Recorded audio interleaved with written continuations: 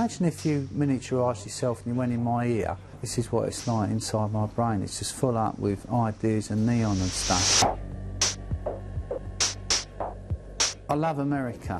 I love Route 66. I love the rusting motel sign with the neon vacancy.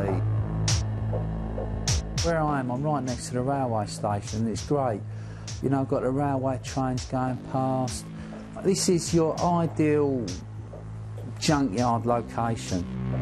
If God had a junkyard, he'd love neon.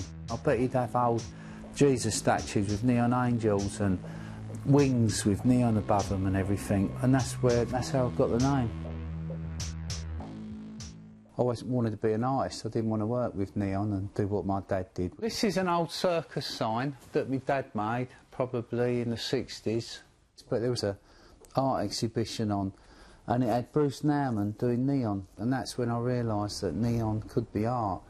And I thought, oh, I could learn the techniques, learn what my dad knows. So I went to work for him, and I did fairgrounds and circuses for about 4 or 5 years, and it's really difficult to get the money out of fairground people because you're following them all around the country, and if they're not taking the money, you don't get it. And I had a family to support, so I thought, how am I going to make money? How am I going to make money?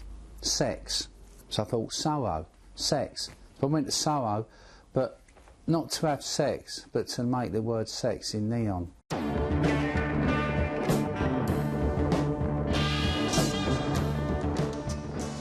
went up to this guy who had a mink fur coat on, and I said to him, he had an old club, shabby looking club.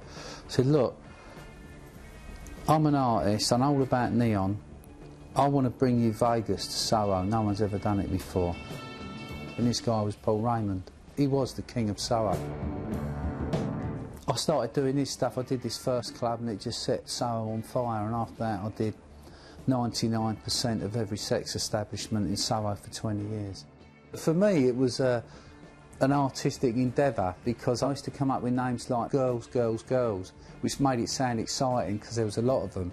Bear in mind, a lot of these places didn't actually have any girls in there anyway. It was all a big rip-off. This top hat, I made this for Stanley Kubrick for Eyes Wide Shut. This was off of the Rainbow Fancy Dress Shop. I really wanted to get out of the sex industry, and this guy that came up to me said to me, look, we're trying to make this film round here, but nobody will let us film in any of these clubs. So I said, they're not going to let you in because I think you're the BBC, or they think you're you know, the government or the Inland Revenue, unless you've got somebody to vouch for you, they're never going to let you in here. They said, well, can you get me in? I said, well, I'll have a deal. You give me all the lighting and the signs for the movie, and I'll get you into all these clubs, which I did. And that was my first film, which was Mona Lisa. So this hotel one here, this is quite interesting because I made that for Tim Burton's Batman film. I've worked on a lot of movies and it's been fantastic. Jack Nicholson goes to him, do you ever dance with the devil in the pale moonlight? And he shoots him. And that hotel sign is horizontally behind him. I did Tomb Raider, I did 150 Chinese signs on that. Done Gotham City 4 times. Looking out here, from Stark, he's from Stark Industries, Captain America. And that hotel sign over there, I did that for Dark Knight. If I'm making neon art from recycling, I need a massive amount of stuff so I can think, oh, well, I'm going to make the word love. Well, I think I'll use that L from London Trocadero, Piccadilly, and I'm going to use the O from the old Love Bar in Soho.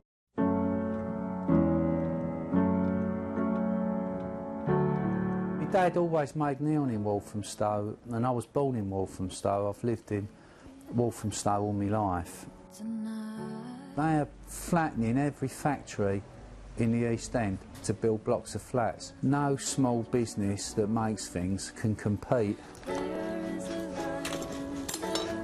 I've got hardly any time left here at all, and I don't know what I'm going to do. Negotiating on leases and trying to talk to the council and which is not really what I'm about. I'm just a geezer who makes... I'm just a Walthamstow geezer who makes neon. The next one I'm going to make is Rage, Rage Against the Dying of the Light, which is by Dylan Thomas. And that represents my life now because, you know, it's going to be dying.